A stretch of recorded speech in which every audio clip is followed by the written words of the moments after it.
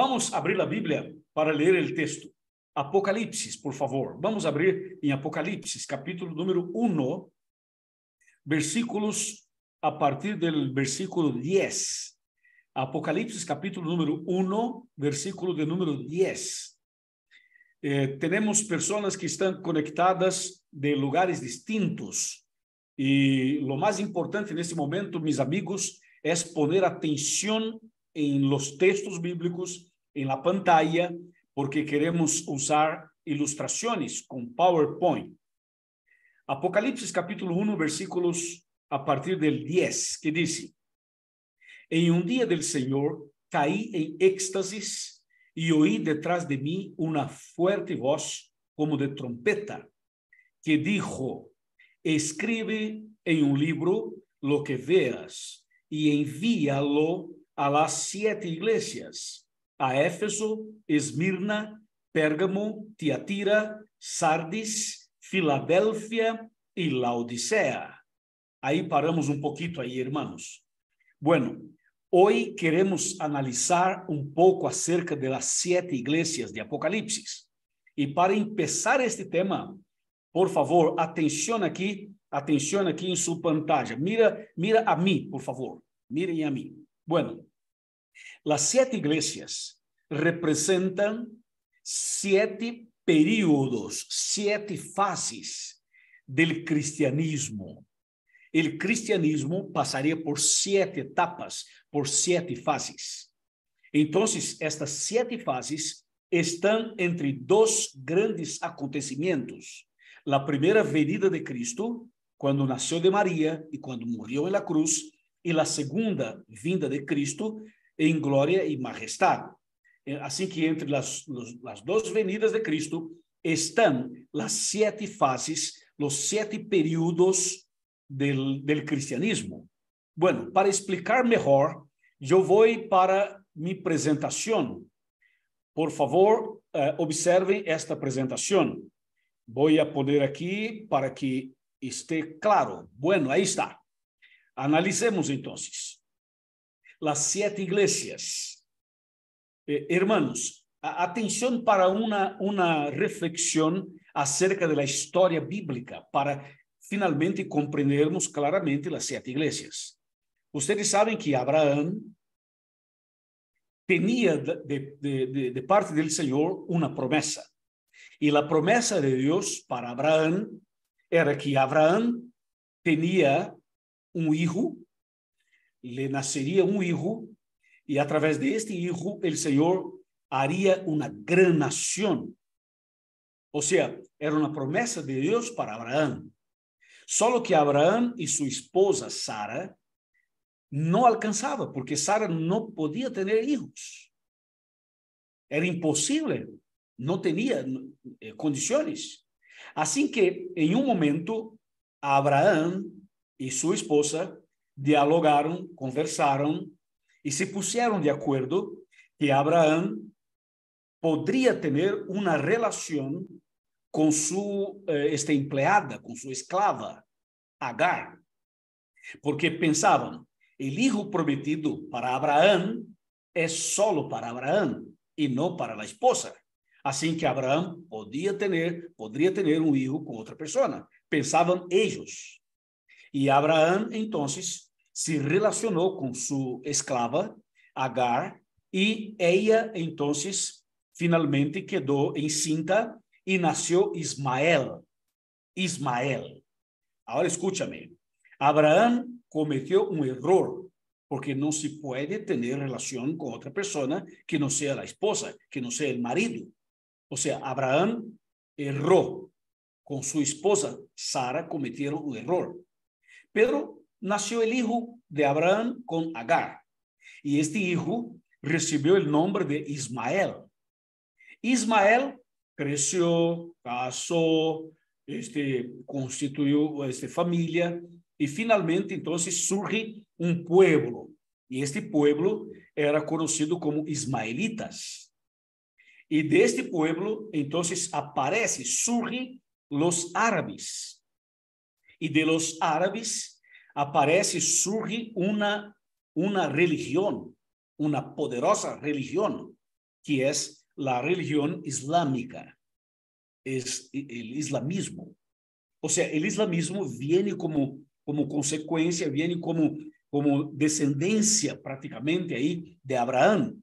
Por eso los islámicos dicen que Abraham es como para ellos, es como un padre, porque la religión islámica viene de Abraham, por esta relación con Agar, que nace Ismael, vienen los ismaelitas, vienen los árabes y finalmente el islamismo. Ahora escúchame, enseguida el Señor orienta a Abraham, llama su atención, pasa las informaciones correctas. Abraham comprende el plan de Dios y dice a su esposa, Sara, mi querida esposa, la promesa de Dios es para mí contigo, no para mí con otra persona. Y finalmente Sara entonces queda embarazada de su marido y nace Isaac. Y cuando nace Isaac, entonces Isaac crece, casa, forma familia, constituye su familia y finalmente nace Jacob. Jacob también se crece, también se casa, todo esto, y Jacob tiene una experiencia de conversión con el Señor en una madrugada, como nosotros conocemos la historia. Y finalmente el Señor cambió el corazón, cambió la vida de Jacob, y Jacob pasó a tener otro nombre después de su conversión, y su nombre pasó a ser Israel. Así que Israel es el mismo Jacob, o sea, después de su conversión, hijo de Isaac y nieto de Abraham. Entonces Israel se casa, también tiene hijos y forma las 12 tribus de Israel. Y de estas 12 tribus, entonces surge una nación, la nación de Israel, los israelitas. Y de este pueblo surge otra religión, y esta religión recibe el nombre de judaísmo, los judíos. Y del judaísmo nace el cristianismo. Interesante, porque cuando Cristo vino a este mundo, Cristo era judío, y Cristo entonces implementó, estableció el cristianismo. Entonces, voy a volver un poquito. Aquí, volví el PowerPoint anterior. Entonces, ahí vimos, de Abraham con Agar nace Ismael, vienen los ismaelitas, los árabes, el islamismo. Y de Abraham con Sara, su esposa, nace Isaac, que viene Jacob, que se convierte en Israel, y surge el judaísmo, y del judaísmo viene el cristianismo. Así que nosotros somos cristianos. Ahora escúchame, hoy tenemos algunas religiones mundiales. Yo menciono aquí solamente 7, quizás las mayores. El cristianismo tiene 2.2 billones de seguidores. El islamismo, 1.6 billones de seguidores. El hinduismo, 900 millones. El ateísmo y agnosticismo, 1 billón. Y el budismo, 376 millones. El espiritismo, más o menos 13 millones. Y el judaísmo, 15 millones. O sea, hoy nosotros podemos mencionar las 7 mayores religiones del mundo, pero las 2 mayores son cristianismo e islamismo. El cristianismo viene del judaísmo, ¿viste? O sea, de Abraham con Sara, su esposa, y con Isaac, y con Jacob, Israel. Y el islamismo viene de Abraham con su empleada, con su esclava. Ahora escúchame, el cristianismo pasaría por 7 fases, por 7 etapas, desde la cruz de Cristo en el año 31 hasta su regreso en las nubes de los cielos, en gloria y majestad. Ahora tenemos aquí en pantalla un gráfico, una demostración, una ilustración para ayudar a comprender. Cuando vamos para la Biblia, encontramos en Apocalipsis capítulo 2 y capítulo 3 7 cartas que Cristo envía a su iglesia. Y cada carta es enviada por Cristo para un período de la historia. ¿Ok? Estas 7 iglesias tienen nombres de 7 ciudades. Y estas 7 ciudades pertenecía antiguamente a lo que conocíamos como Antigua Asia, actualmente Turquía, justo en Turquía que pasó hace poco el terremoto en Turquía y Siria. Entonces, estos siete nombres, como Éfeso, Esmirna, Pérgamo, Tiatira, Sardis y Filadelfia y Laodicea, son 7 nombres de 7 ciudades que actualmente pertenecen a Turquía. Y en la Biblia encontramos los 7 nombres. Y estos nombres de estas ciudades fueron utilizadas por el profeta Juan al escribir Apocalipsis, porque hay características habían características en esas ciudades que serían utilizadas para dar un mensaje al cristianismo, conforme sus fases, conforme sus etapas. Es muy interesante todo esto. Bueno, me parece que hay una persona ahí que está haciendo algunas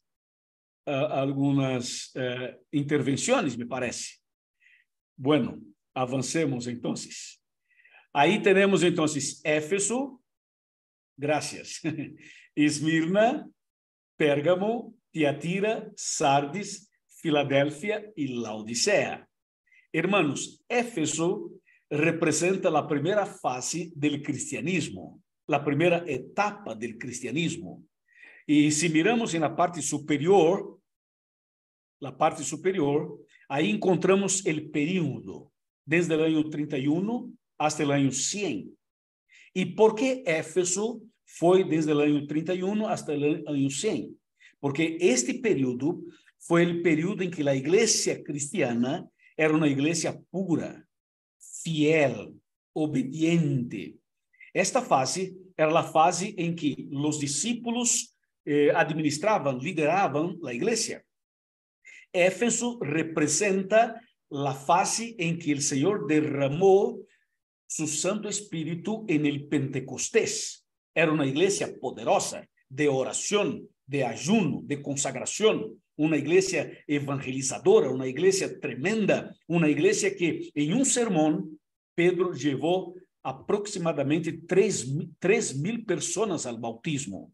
O sea, Éfeso fue el período de oro de la iglesia. ¿Y por qué empezó en el año 31? Porque en el año 31 fue el año en que Cristo fue crucificado. ¿Y por qué terminó en el año 100? Porque en el año 100 aproximadamente fue el período en que murió el último de los 12 discípulos. Ahí termina esta primera etapa del cristianismo. Y viene la segunda. En la segunda fase empieza en el año 100 y termina en el año 313. Esta fase, conocida como Esmirna, fue un período en que la iglesia se mantuvo firme en los principios bíblicos, solo que la iglesia enfrentó 10 años de persecución. 10 años, como está en Apocalipsis capítulo 2, capítulo de número 2, versículo de número 10.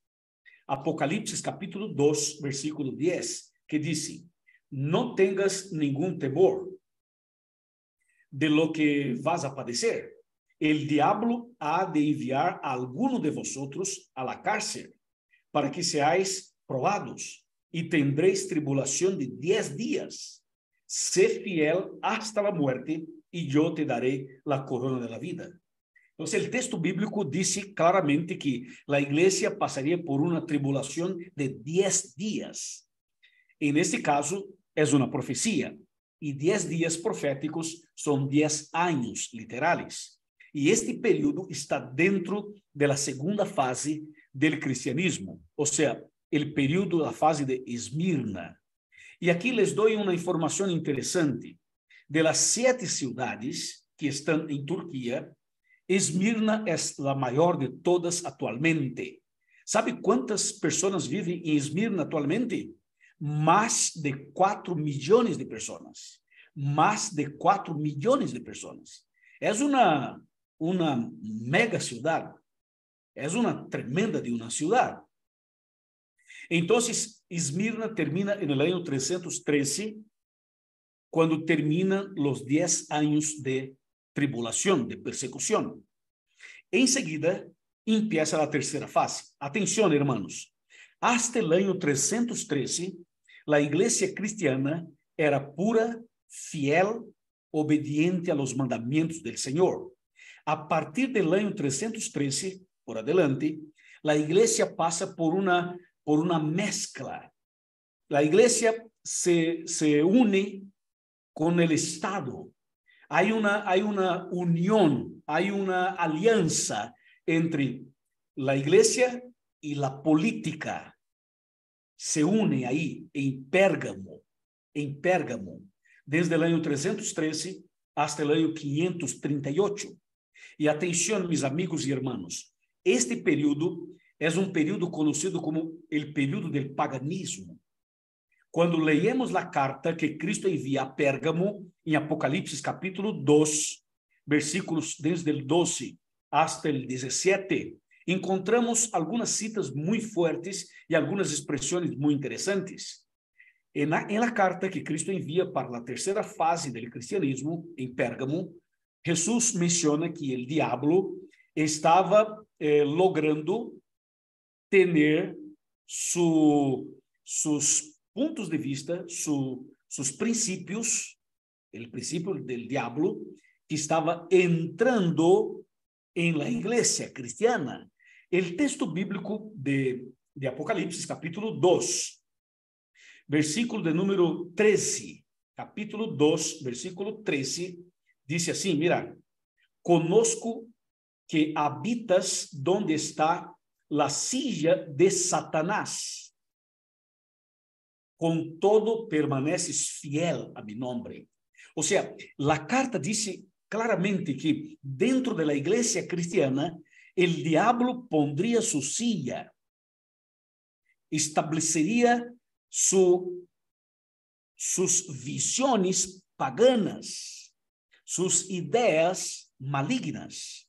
Entonces, Pérgamo representa un período triste, cuando el mundanismo, cuando teorías erradas entran en la iglesia. Y atención, cuando analizamos el periodo 313 hasta 538, nosotros encontramos en el medio ahí, ¿sabe qué cosa? El año 321. No sé cuántos conocen lo que pasó en el año 321. Este fue el momento en que Constantino, imperador de Roma, hace un decreto dominical. O sea, dentro de ese periodo de Pérgamo, hay una intención de cambiar los mandamientos del Señor. La Biblia dice que el día santo del Señor es el día sábado, es el cuarto mandamiento. Y aquí en Pérgamo, el emperador de Roma empieza a trabajar para cambiar el día santo del Señor. Y en el año 321 hay un decreto para cambiar el día del Señor. Y después, en otro momento, vamos a analizar esto. Pero esto pasó en Pérgamo. Y Pérgamo termina en el año 538. ¿Por qué termina en el año 538? Porque en el año 538, el obispo de Roma recibe del emperador autoridad suprema, autoridad total. Y el obispo de Roma pasa a ser como un papa, pasa a ser como el cabeza principal de la iglesia.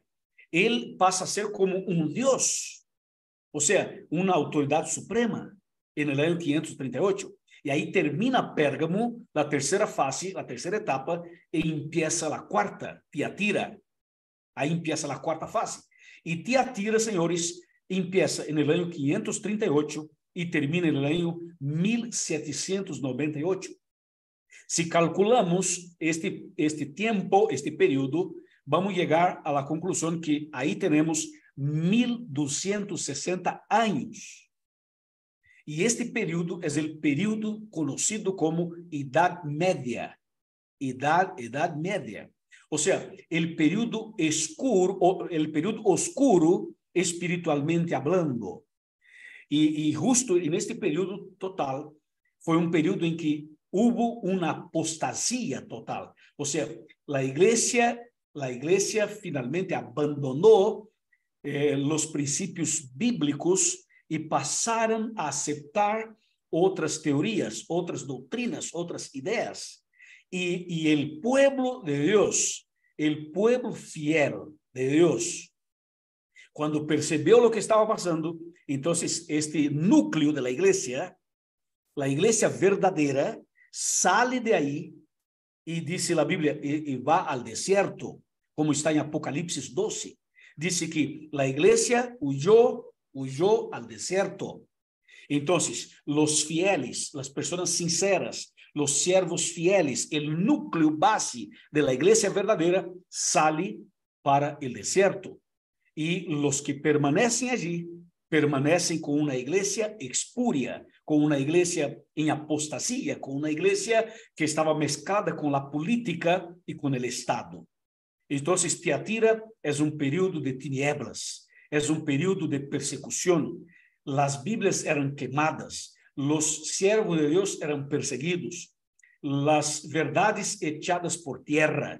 Fue un periodo triste de la historia, señores. Pero en el medio de este periodo, en el año de 1517, el Señor Dios levanta un hombre que se llamaba Martín Lutero.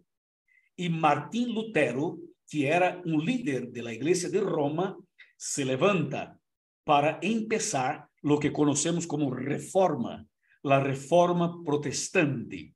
Y ahí, en el medio de esta apostasía, el Señor levanta a Martín Lutero. Y Martín Lutero, entonces, empieza este movimiento de reforma. Y ahí llegamos a la fase de Sardis, porque en el año 1798 termina Tiatira cuando el Papa es preso por orden de Napoleón, el emperador de Francia. Y entonces termina Tiatira y pasa entonces para la quinta fase, que es Sardis. Sardis representa el momento de la reforma. O sea, la reforma continúa, la reforma sigue. Y el Señor empieza a levantar hombres y mujeres en varias partes del mundo. Y esta reforma está dentro de este periodo, más o menos hasta el año de 1833. Y después, entonces, viene Filadelfia, que es un periodo de reavivamiento, cuando las verdades bíblicas pasan a ser restauradas y el Señor levanta una persona aquí, levanta otra persona allá, y los predicadores en el mundo, en varios lugares del mundo, pasan a predicar las verdades bíblicas y pasan a entender las profecías de Daniel, las profecías bíblicas, y la comprensión de las profecías produce un despertamiento, produce un reavivamiento, produce algo extraordinario. Así que de 1833 a 1844, el Señor empieza un movimiento mundial y las personas fieles pasan a estudiar las profecías y acontece algo extraordinario. Y finalmente el Señor levanta este Guillermo Miller. Miller fue usado por el Señor para presentar un estudio profundo de Daniel 2, Daniel 7, Daniel 8, o sea, de las profecías de Daniel. Y entonces pasaron a explicar, a estudiar, y algo tremendo pasó. Y ustedes saben que Miller, cuando empezó su movimiento, el movimiento millerita, esto pasó cerquita ahí de donde ustedes viven. O sea, fue en el estado de Nueva York. Empezó un movimiento tremendazo. Y esto fue para todo el mundo, señores. Y entonces, en 1844, termina Filadelfia y termina delante de un problema que pasó, porque ellos pensaban que Cristo regresaría, que Cristo vendría en las nubes de los cielos en 1844. Se equivocaron en la interpretación bíblica. Y cuando Cristo no vino en esta ocasión, pasó lo que conocemos como el Gran Chasco de 1844. Y ahí con ese Gran Chasco termina entonces la fase de número 6. E empieza a partir de entonces la fase número 7, la Odisea. E la Odisea representa esta fase que estamos vivendo agora. Esta fase. Este é o momento de la Odisea. Nós estamos vivendo a fase de la Odisea.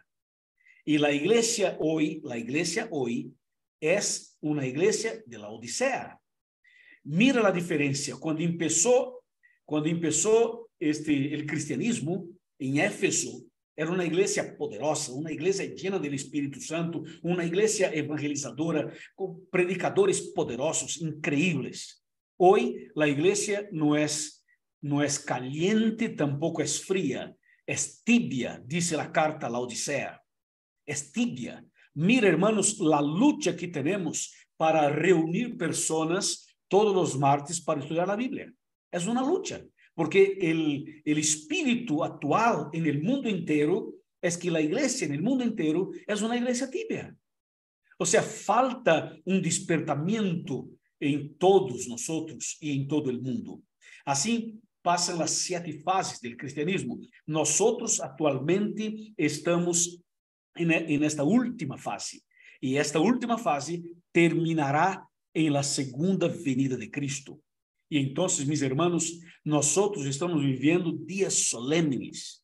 Agora, atenção, muita atenção, porque diante destas explicações, seria interessante ter uma ideia de los lugares donde existia estas cidades e destes lugares nasceu então a inspiração, eu diria, ou seja, foi usada, estas cidades foram usadas como ilustrações para as 7 fases do cristianismo.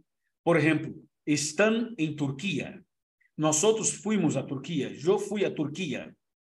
E atenção, aí está Éfeso. Esse lugar são somente as ruínas da antiga cidade de Éfeso. Claro que atualmente há uma Éfeso moderna, mas aí está a antiga cidade de Éfeso. E aí estou eu gravando em las ruínas de Éfeso. Então, aí está, este era o templo de la diosa Diana, mencionada em la carta de Pablo a los Efésios, em la Bíblia.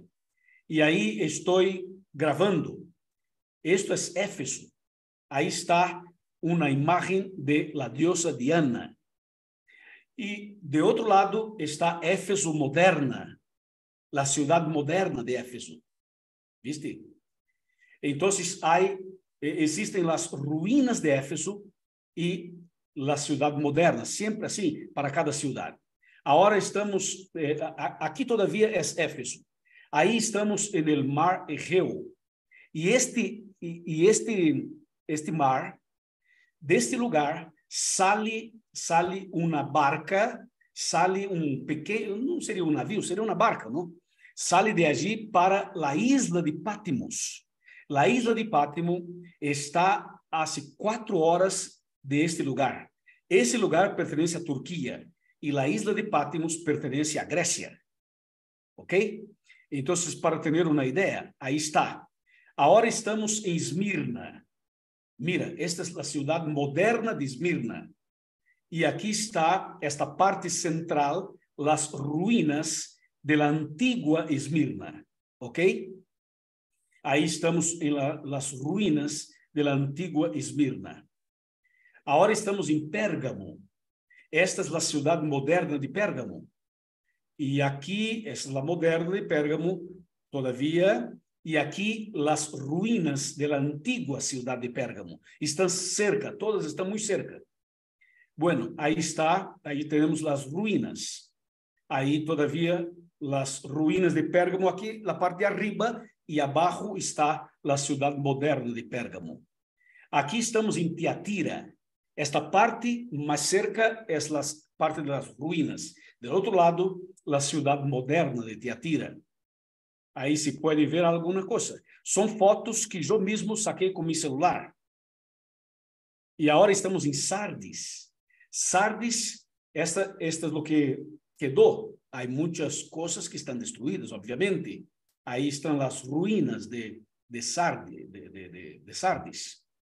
Y ahí se ve un poco de las ruinas y del otro lado está la ciudad moderna. Ahora estamos en Filadelfia. Filadelfia también, de un lado las ruinas y del otro lado la ciudad moderna. Filadelfia.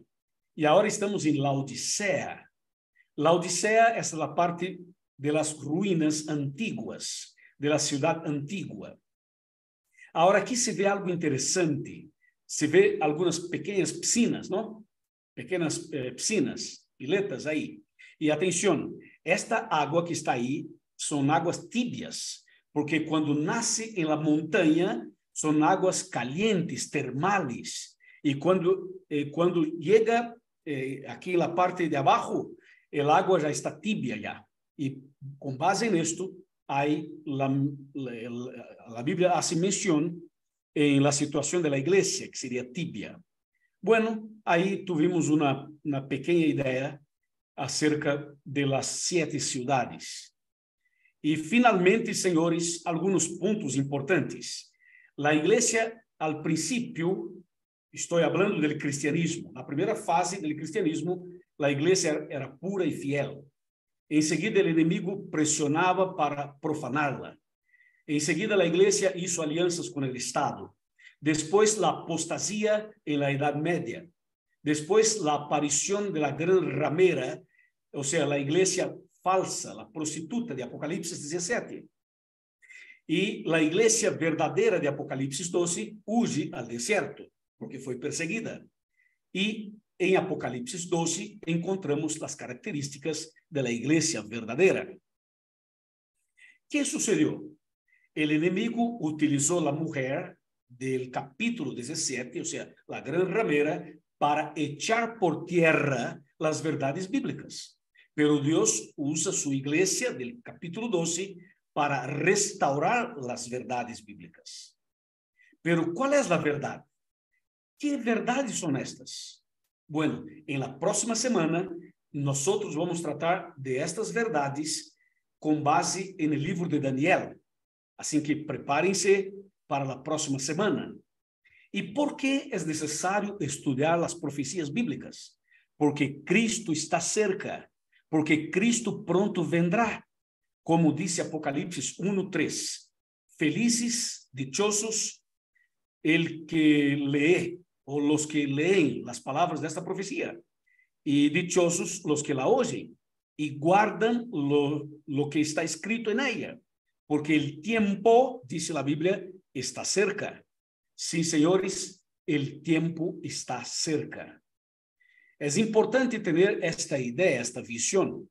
Es importante comprender un poco esta historia total para entender un poquito mejor. Entonces quedó claro que el cristianismo pasaría por 7 etapas, por 7 fases. Y nosotros estamos viviendo en la última fase. Entonces, mis amigos, ese es un momento solemne que tenemos que estudiar la Biblia, conocer las verdades bíblicas y tomar decisiones entregando la vida a Cristo Jesús. Pregunto a ustedes, ¿quedó claro, hermanos, esta explicación? Ese es un estudio lleno de detalles, pero quiero saber, ¿quedó claro para ustedes? Levante la mano, si así fue posible comprender. Amén, amén, amén. Les hago otra pregunta. ¿Cuántos de ustedes quieren pertenecer y seguir perteneciendo como miembros fieles de la iglesia de Cristo, la iglesia verdadera? Levante las 2 manos, así como yo, las 2 manos. Muy bien, las 2 manos. Esto, nosotros queremos esto. Muy bien. Felicitaciones a ustedes.